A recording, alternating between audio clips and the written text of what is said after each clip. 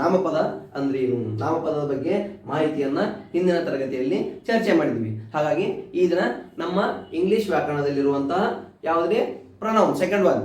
It means there are noun, pronoun, verb, adverb, adjective and preposition, conjunction, interjection. These are the major parts of speech in English. Even though I have to be given major information about the noun.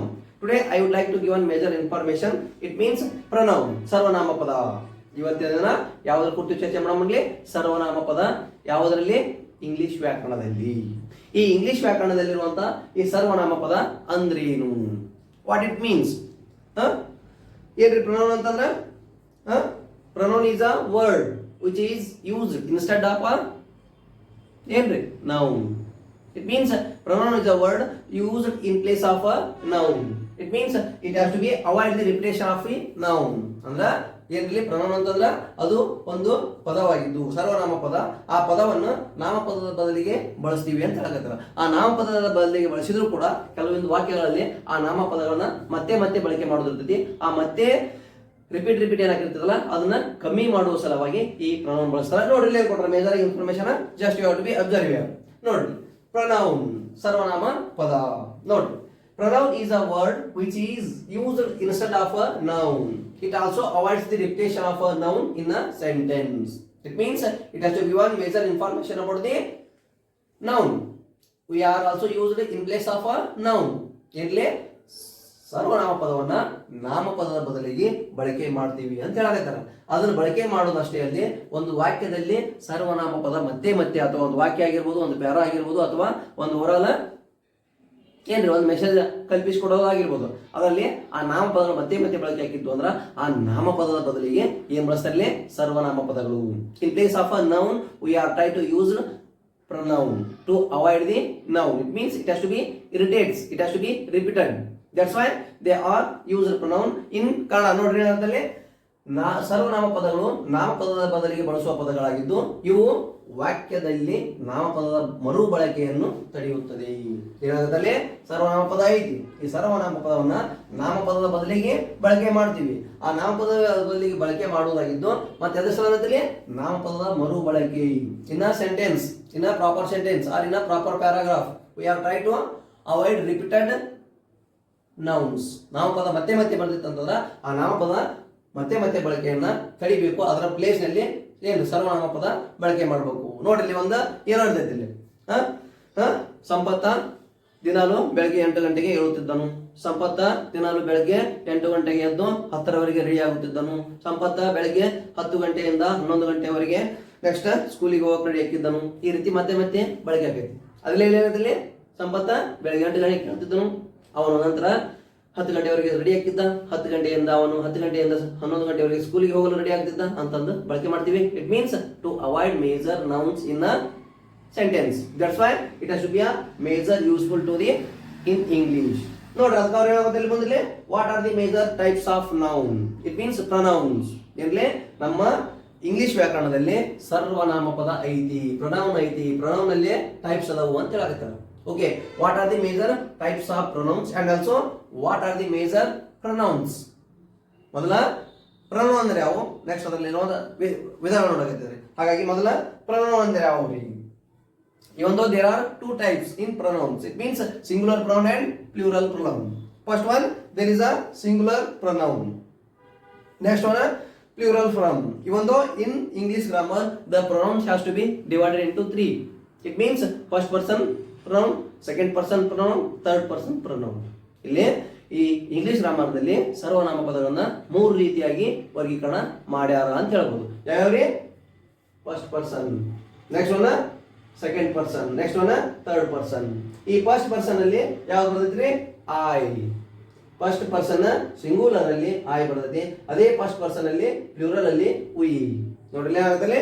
ಅದೇ second person ಅಲ್ಲಿ you, ನೀನು ಅಥವಾ ನೀವು ಅಂತ ಹೇಳ್ತೇವೆ. ನೀನು ಅಂದ್ರ singular ಅಲ್ಲಿ ಇರುತ್ತೆ, ನೀವು ಅಂತಂದ್ರ ಪ್ಲೂರಲ್ ಅಲ್ಲಿ ಬರುವಂತ ಯಾವುದೇ second person singular and plural. And third person, it means he she it in third person singular and they are third person singular.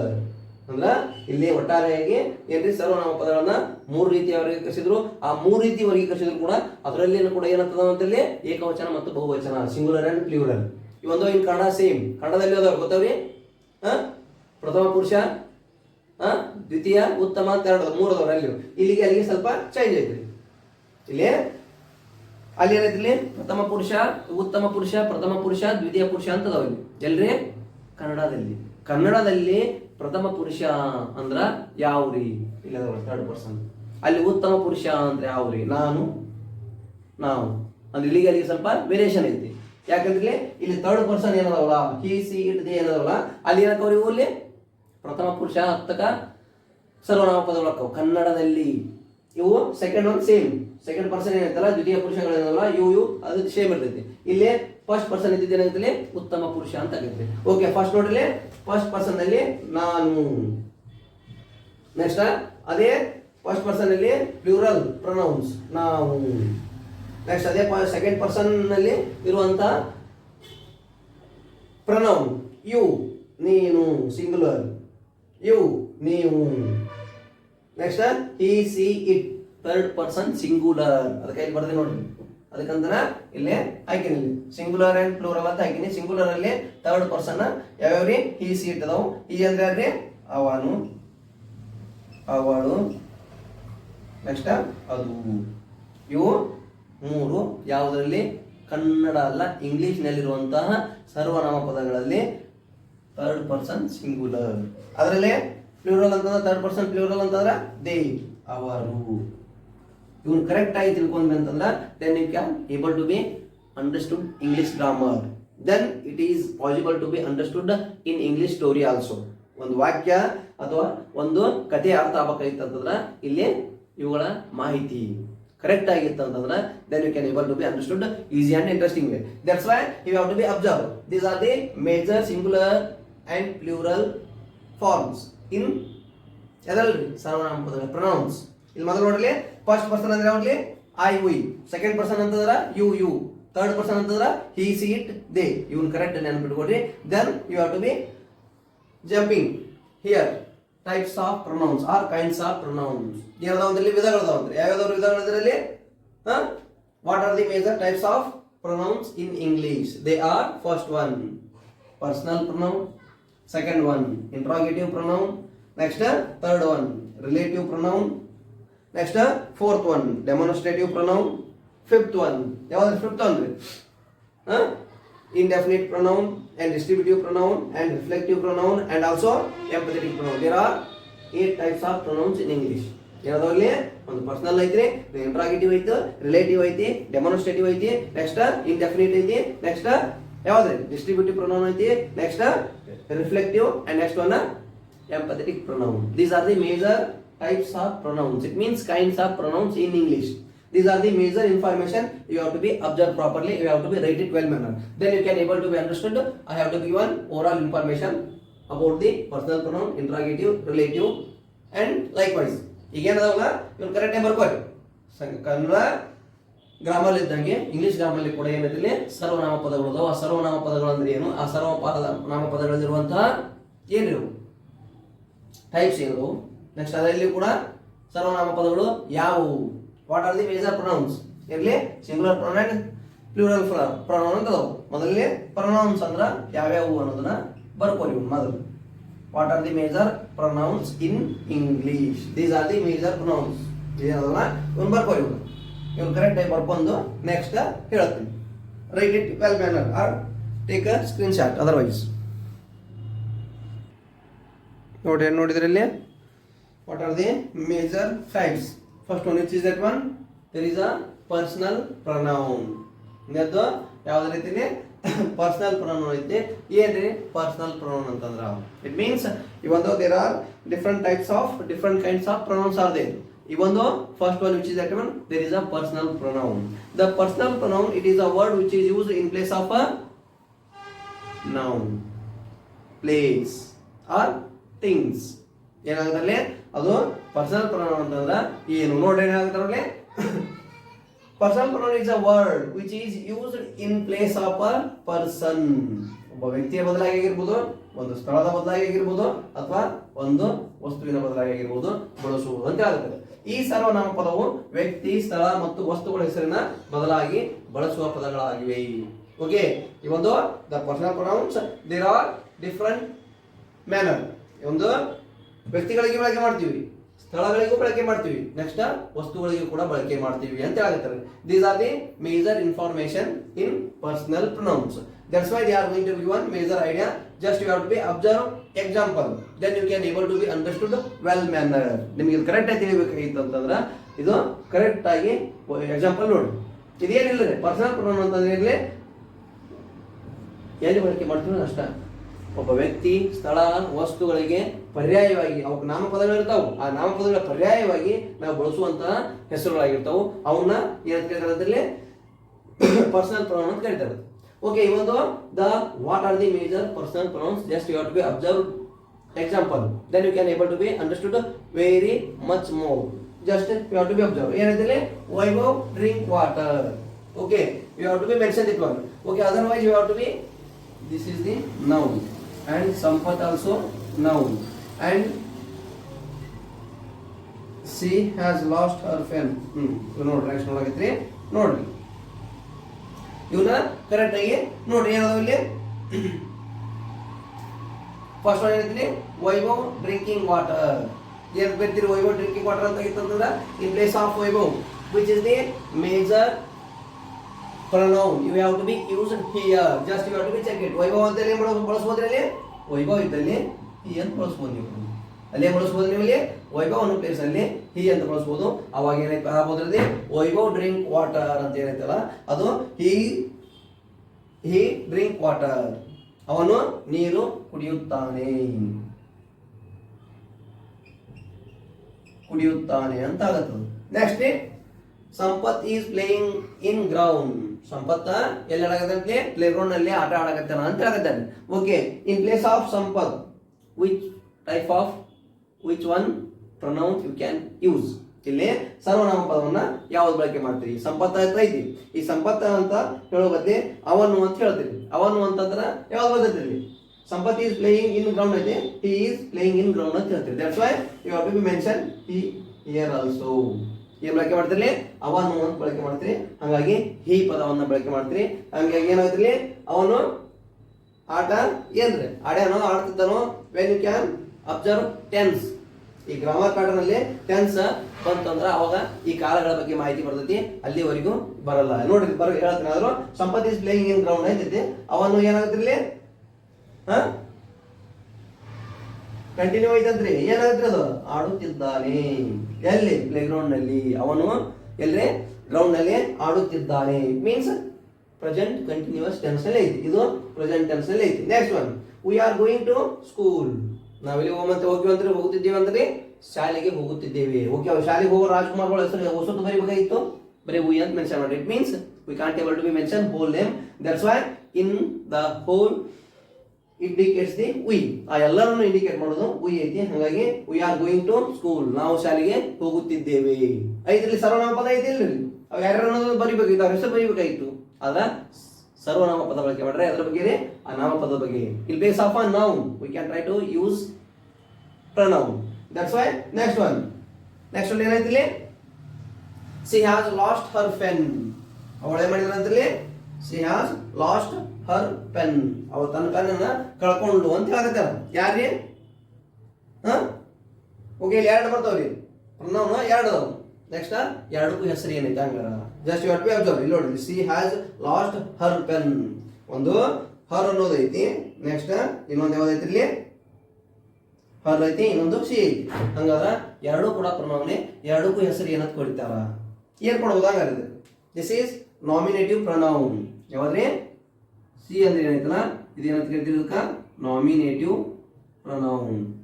ಇಲ್ಲೇ ಬೈತ್ ನೋಡಿಲ್ಲ ಅಂತ ಕರೆಕ್ಟ್.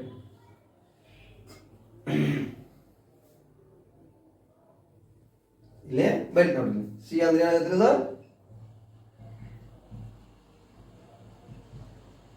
Nominative pronoun. ನೆಕ್ಸ್ಟ್ ಇದೆ ಹರ್ ಅನ್ನೋದು, ಸಿ ಅನ್ನೋದು ನಾಮಿನೇಟಿವ್ ಪ್ರೊನೌನ್ ಐತ್ರಿ. ನೆಕ್ಸ್ಟ್ ಅದೇ ವಾಕ್ಯದಲ್ಲಿ ಹರ್ ಐತಿ. ಹರ್ ಏನಾಗುತ್ತೆ ಅದು ವಾಟ್ ಇಟ್ ಮೀನ್ಸ್ ಹರ್ ಅಂತ ಐತಿ. ಅದಕ್ಕೆ ಏನಾಗುತ್ತೆ ಬೈತೀರಿ ಹರ್ ಏನಾಗುತ್ತೆ ಅದು it has to be possessive pronoun. ಅಲ್ಲಿ ಸರ್ವನಾಮ ಪದವನ್ನೇ ಒತ್ತಿ ಹೇಳಕತ್ತೈತಿ. ಸರ್ವನಾಮ ಪದಕ್ಕೆ ಜಾಸ್ತಿ ಪ್ರಿಫರೆನ್ಸ್ ಕೊಟ್ಟು ಹೇಳಕತ್ತೈತಿ. ಯಾವ್ದ್ರಿ ಅದು ಅದಕ್ಕೆ ಸರ್ವನಾಮ ಪದದ ಸೂಚಕ ಅಂತ ಕರೀತಾರೆ. ಅದಕ್ಕೆ ಯಾವ್ದ್ರಲ್ಲಿ ಹರ್ ಅಂತ ಐತಿ ಅದು ಪೊಸೆಸಿವ್ ಪ್ರೊನೌನ್ ಅಂತ ಕರೀತಾರೆ. ಅದಕ್ಕೆ ಅಂತ ಕರೀತಾರೆ which is called as the possessive pronoun. ಏನ್ರಿ possessive pronoun ಅಂತಂದ್ರ ಸರ್ವನಾಮ ಪದದ ಸೂಚಕ. ಈಗ ಹೇಳಕತ್ತಿರಲಿ ಸರ್ವನಾಮ ಪದಕ್ಕೆ ತೊಗೊಳಕ ಹೇಳಕತ್ತಿದ್ದೆ ಎದ್ರ ಕುರಿತು ಹೇಳಕತ್ತಿದ್ದೆ ನೋಡ್ರಿ. ಹೇಳಕತ್ತಿರಲಿ she has lost her pen. Her pen ಯಾರ್ ಪೆನ್? ಹರ್ ಅಂದ್ರೆ ಯಾರ್ರಿ? ಅವಳೇ ಇಲ್ಲ. ಅದಕ್ಕಾಗಿ ಅದಕ್ಕೆ ಹೇಳಕತ್ತಿರಲಿ ಹರ್ ಅನ್ನೋದು ಏನಂತಲ್ಲ ಏನ್ ಸರ್ವನಾಮ ಪದದ ಸೂಚಕ. ಸರ್ವಪಾದದ ಪದನ ಏನಿರಲಿ ಹೋಳ್ತೈತಿ, ಪದಕ್ಕೆ ಹೆಚ್ಚಿಗೆ ಪ್ರಿಫರೆನ್ಸ್ ಕೊಡ್ತೈತಿ ಅಂತ ಹೇಳಕತ್ತಾರೆ. ಅದಕ್ಕೆ ಅವ್ರು ಹೇಳಕತ್ತಲ್ಲಿ ಸರ್ವನಾಮ ಪದದ ಸೂಚಕ. ಸರ್ವನಾಮ ಪದದ ಸೂಚಕ ಅಂತ ಬರ್ಬೋದು ನೋಡ್ರಿ. ಹರ್ ಅಂತ ಬಳಕೆ ಮಾಡ್ರಿ. ಆ ಹರ್ ಅನ್ನೋದು ಯಾವುದಕ್ಕೆ? ಈ ಸರ್ವನಾಮ ಪದಕ್ಕೆ. ಹಾಗಾಗಿ ಅದನ್ನ ಪೊಸೆಸಿವ್ ಪ್ರೊನೌನ್ ಅಂತ ಕರೀತಾರ. ಅದು ಆ ವಾಕ್ಯದಲ್ಲಿನ ಸರ್ವನಾಮ ಪದದ ಸೂಚಕ ಅಂತ ಹೇಳ್ತಾರೆ. ಹಾಗಾಗಿ ಇಲ್ಲಿ ಏನದಾವ್ಲಿ ಎರಡು ಅದಾವ. Next one the bird has built its nest. ಏನಂತೈತಿ ನೆಕ್ಸ್ಟ್ ಒನ್? ಪಕ್ಷಿ ಏನ್ ಮಾಡಿದಂತ್ರಿ ಇಲ್ಲಿ ತನ್ನ ಗೂಡು ತಾನೇ ಕಟ್ಕೋತು ಅಂತ ಹೇಳ್ತಾರೆ. ಬರ್ಡ್ ಐತಿ ಏನಿದು noun. But in that place ಏನಂತ ಬರೀಬಹುದು? It has built its nest. It ಅಂತ ಬಳಕೆ ಮಾಡ್ಬೋದಾ? ಅದು ಅಂತ ಬರ್ಕೋಬಹುದು ಅದಕ್ಕೆ. ಹಾಗಾಗಿ ಇಲ್ಲಿ ನೋಡ್ರಿ the bird has built its nest. ತನ್ನ ಏನ ಗೂಡನ್ನು ತಾನೇ ಕಟ್ಕೋತು ಅಂತ ಹೇಳಕತ್ತಾರೆ. ಇದು ಕೂಡ ಯಾವ್ದ್ರಲ್ಲಿ ಪೊಸೆಸಿವ್ ಪ್ರೊನೌನ್. ಇಲ್ಲಿ ಯಾವ್ದೈತ್ರಿ? ಇಲ್ಲಿ ಯಾವ್ದೈತ್ರಿ ಹಂಗಾರ ಪ್ರೊನೌನ್ ಬರ್ಡ್. ಬರ್ಡ್ ಅನ್ನೋ ಪ್ಲೇಸ್ ಅಲ್ಲಿ ಯಾವುದೇ ಅಕ್ಕಿ ಹೆಸರಿಲ್ಲ, ಬಟ್ ಬರ್ಡ್ ಅಂತ ಹೇಳಕತ್ತಾರ. ಅದನ್ನ ಬರ್ಡ್ ಅನ್ನೋ ಬದಲಿ it has built its nest ಅಂತ ಕೂಡ ಬರಿಬಹುದು. Next one Sunil is reading his book. Sunil ಏನ್ ಮಾಡಕತ್ತಾನೆ? ತನ್ನ ಬುಕ್ ಓದಕತ್ತಾನ. ನೋಡ್ರಿ ಹೇಳ್ತಾನೆ ಇದ್ರಾಗ ಎರಡು ಬರ್ತಾವ. ಯಾವ್ಯಾವ ಬರ್ತಾವ ಪ್ರೊನೌನ್ ರೀ? Okay there is a Sunil and also one more which is that one he's ಐತಿ. ಅದನ್ನ ಯಾವ ರೀತಿ ಬರಿಬಹುದು ನೋಡ್ರಿ. he is reading his book.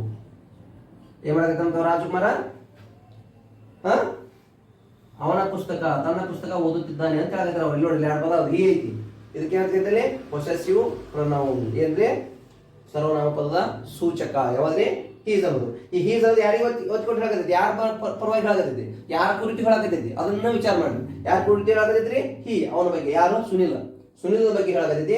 ಹಾಗಾಗಿ ಇದಕ್ಕೆ ಪೊಸೆಸಿವ್ ಪ್ರೊನೌನ್ ಸರ್ವನಾಮ ಪದದ ಸೂಚಕ. ಈ ಸರ್ವನಾಮ ಪದ ಇದ್ದಲ್ಲಿ ಸುನಿಲ್ ಅಲ್ಲ, ಆ ಸುನಿಲ್ನಿಗೆ ಒತ್ತು ಕೊಟ್ಟು ಹೇಳಕತ್ತೈತಿ. ಹಾಗಾಗಿ ಇದಕ್ಕೆ ಪೊಸೆಸಿವ್ ಪ್ರೊನೌನ್ ಅಂತ ಕೇಳ್ತಾರೆ. ಇದು ಯಾವ್ದ್ರಲ್ಲಿ? There is a pronoun he. That's why in that sense you can able to be understood pronouns in ಯಾವ್ದ್ರಲ್ಲಿ? Personal pronoun. ಈ ಪರ್ಸನಲ್ ಪ್ರೊನೌನ್ ಅಲ್ಲಿ ಎಲ್ಲಿ ಸರ್ವನಾಮ ನಾಮಪದದ ಬದಲಾಗಿ ಸರ್ವನಾಮ ಪದ ಬಳಕೆ ಮಾಡ್ತೀವಿ. ಅದು ಒಂದು ವ್ಯಕ್ತಿ ಆಗಿರ್ಬೋದು, ಸ್ಥಳ ಆಗಿರ್ಬೋದು, ಅಥವಾ ಯಾವುದೇ ವಸ್ತುಗಳ ಹೆಸರಿನ ಬದಲಾಗಿ ಅಲ್ಲಿ ಈ ಪ್ರೊನೌನ್ಸ್ ಅನ್ನ ಬಳಕೆ ಮಾಡ್ತೀವಿ. ಯಾವ್ರಿ? ಈ ಸೀಟ್ ಆಗಿರ್ಬೋದು, ಐ ವು ಇದೆ ಏನ್ ಬರ್ತವಲ್ಲ ಇವೆಲ್ಲ ಸರ್ವ ಪದಗಳು ಬಳಕೆ ಮಾಡ್ತೀವಿ. ಹಾಗಾಗಿ ಮೊದಲನೇದಾಗಿ ಯಾವ್ದು? Personal pronoun. ತಗೋರಿ ಫೋಟೋ ತಗೋರಿ ಅಥವಾ ಬರ್ಕೋತಿದ್ರ ಬರ್ಕೋರಿ.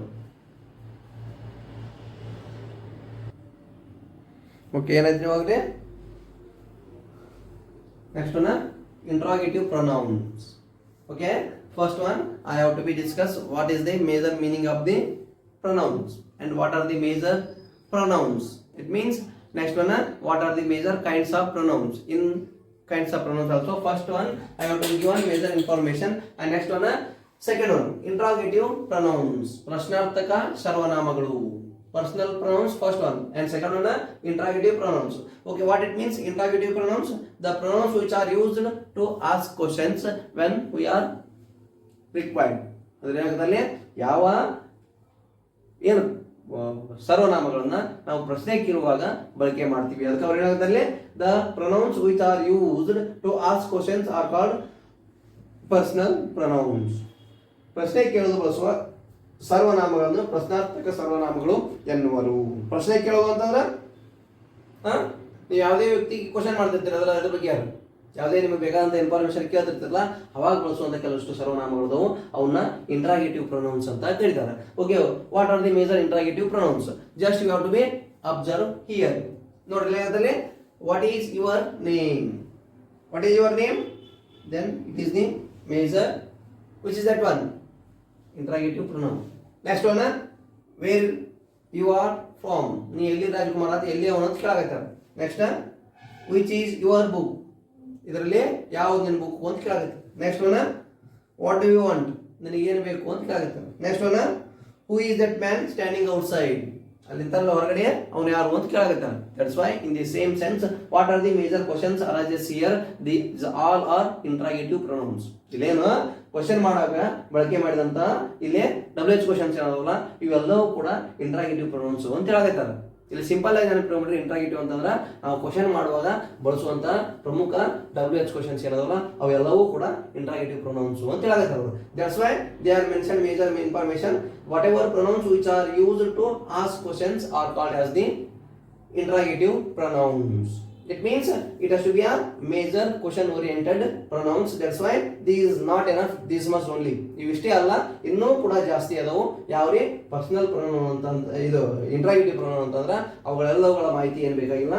Just I have to given overall information in a understanding manner. ಅಂದ್ರೆ ಇಲ್ಲಿ ವಾಕ್ಯಗಳನ್ನು ನೀವು ರಚನೆ ಮಾಡ್ಕೋತೀರಿ, ಕೆಲವಷ್ಟು ಉದಾಹರಣೆಗಳು ಒಂದಿಟ್ಟು ವಿವರಣೆ ಕೊಡಾಕತ್ತೀನಿ. ಹಾಗಾಗಿ ಮೊದಲನೇದಾಗಿ ಇಲ್ಲಿ ಪ್ರೊನೌನ್ ಅಂದ್ರೆ ಏನು, ಪ್ರೊನೌನ್ ನಲ್ಲಿರುವಂತಹ ಪ್ರಮುಖವಾದಂತಹ ಪ್ರೊನೌನ್ ಸರ್ವನಾಮಗಳು ಯಾವುವು, ಪ್ರೊನೌನ್ಗಳು ಯಾವುವು, ನೆಕ್ಸ್ಟ್ ಅದರಲ್ಲಿರುವಂತಹ ವಿಧಗಳು ಯಾವುವು.